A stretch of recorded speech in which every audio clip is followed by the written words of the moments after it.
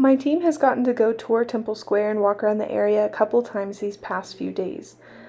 We split up a couple times. Sometimes we stayed all together and we went in pairs or in fours, whatever was most efficient to talk to as many sisters as possible. On our tour, we got to share the gospel with a set of sisters 4 times, and of all the other sets that we got to meet, a lot of them got to hear the gospel as well. We got invited to Band in the Park, which is weekly live music in the park right across from Temple Square.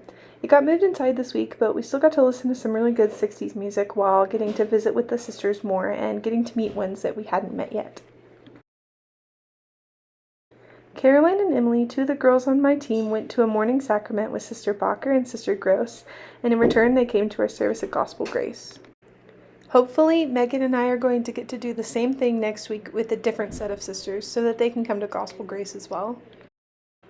We've made a lot of really great relationships with the sisters that are working at Temple Square. One of my favorite relationships that we've gotten to build so far is with these 2 sisters right here. We got to bring them pie for the first time ever. One of them is from Portugal and the other is from Mexico, and they had never had pie before, so Caroline, the one on the left, got to bring them pie for the first time. Okay.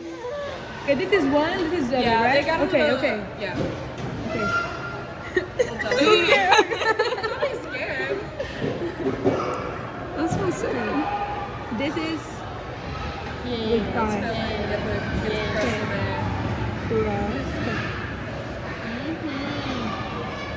Whoa.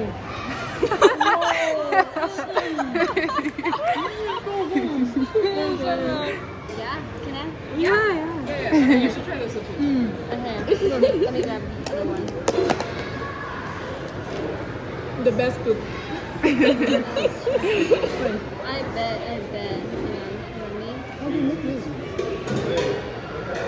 Wait, I think I'll just...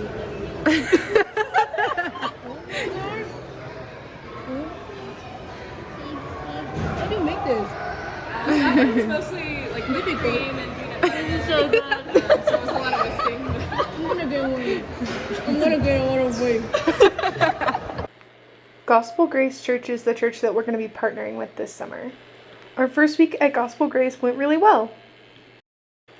I got to serve in the kids ministry, and here's some pictures and videos from that. And so we're only saved through faith in Jesus. I'm going to read this question, and then let's see if you know how to read. We'll read this part together.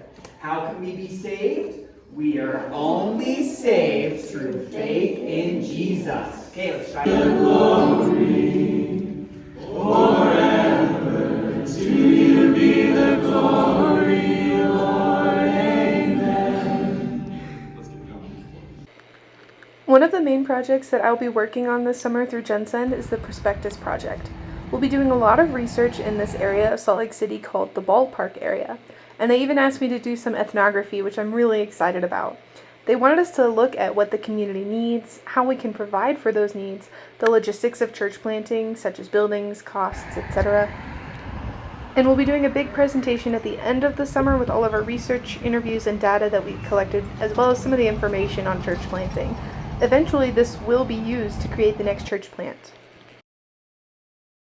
There's a mix of residential as well as industrial areas. There's also a mix of economic levels, and these are just some of the areas that are in the Ballpark area that we'll be working in this summer.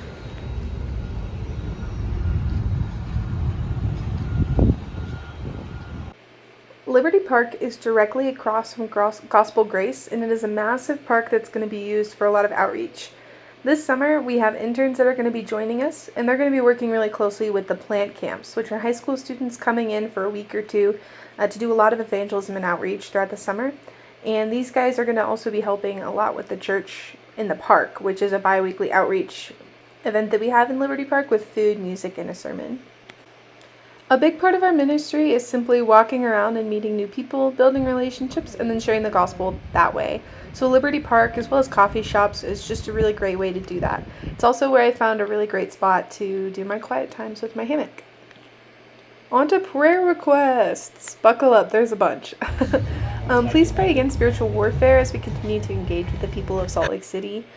Please also pray for the relationships that we have built, as well as doors to be opened for more relationships to be built with the sister missionaries at Temple Square. There is a large population of LGBTQ people in the Salt Lake area, and it's Pride Month.